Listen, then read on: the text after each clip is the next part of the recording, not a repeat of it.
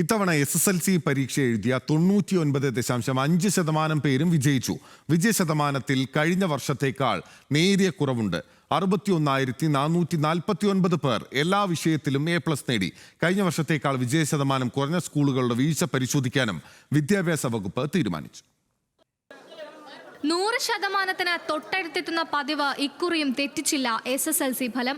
കഴിഞ്ഞ വർഷത്തേക്കാൾ 0.19% കുറഞ്ഞെങ്കിലും ഇത്തവണയും 99.5% വിജയത്തിളക്കം.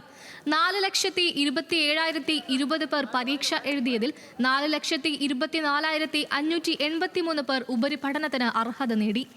ഏറ്റവും കൂടുതൽ പേർ വിജയിച്ചതും ഫുൾ A+ നേടിയതും മലപ്പുറത്താണ്.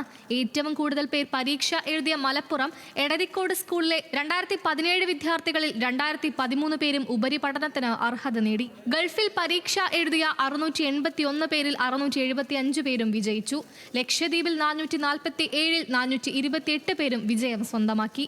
മുഴുവൻ വിദ്യാർത്ഥികളും ജയിച്ചത് 856 സർക്കാർ സ്കൂളുകൾ ഉൾപ്പെടെ 2331 സ്കൂളുകൾ. ഉരുൾപൊട്ടൽ ദുരന്തം വിതച്ച വയനാട് വെള്ളാർമല GVHSSൽ പരീക്ഷ എഴുതിയ 55 കുട്ടികളും വിജയിച്ചു. SC/ST വിദ്യാർത്ഥികളുടെ പരീക്ഷാഫലം ഇത്തവണ പ്രത്യേകം ശേഖരിച്ചിരുന്നു. 98% മുകളിലാണ് വിജയ ശതമാനം. ഉപരിപഠനത്തിന് അർഹത നേടാത്തവർക്ക് സേ പരീക്ഷയ്ക്ക് മുൻപ് കൃത്യമായ പഠന സഹായം അധ്യാപകർ നൽകണമെന്ന് വിദ്യാഭ്യാസ മന്ത്രി വി ശിവൻകുട്ടി പറഞ്ഞു. ഇവിടെ ജയവും തോൽവിയില്ല. ജീവിതത്തിൻ്റെ പ്രധാന ഘട്ടങ്ങളിൽ നിന്ന് ഒന്ന് കടന്ന് മുന്നോട്ട് പോകുന്ന സാഹചര്യമാണുള്ളത്. എല്ലാവരും ആത്മവിശ്വാസത്തോടെ ജീവിതം എന്ന പരീക്ഷയാണ് നേരിടേണ്ടത്. എല്ലാ കുഞ്ഞുങ്ങൾക്കും എൻ്റെ ആശംസകൾ നേരുകയാണ്. കഴിഞ്ഞ വർഷത്തേക്കാൾ വിജയ ശതമാനം 10% കുറഞ്ഞ സ്കൂളുകളുടെ വീഴ്ച അന്വേഷിക്കാൻ ഡെപ്യൂട്ടി ഡയറക്ടർമാർക്ക് മന്ത്രി നിർദ്ദേശം നൽകി. മെയ് 28 മുതൽ ജൂൺ 5 വരെയാണ് സേ പരീക്ഷ.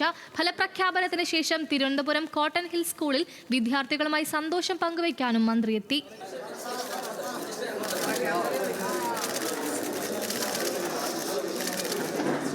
ന്യൂസ് മലയാളം, തിരുവനന്തപുരം.